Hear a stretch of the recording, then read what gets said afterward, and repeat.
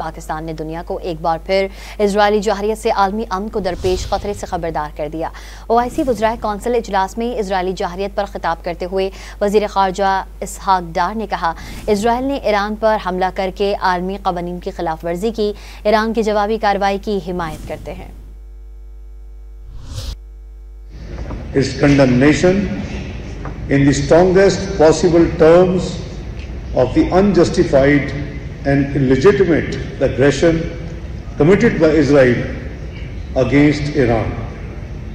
We stand in solidarity with our brothers and sisters in Iran, and Pakistan fully supports Iran's inherent right to self-defense under Article 51 of the UN Charter. Israeli aggression represents a dangerous escalation and is a serious threat to peace and stability, not only of the region, but the wider world as well.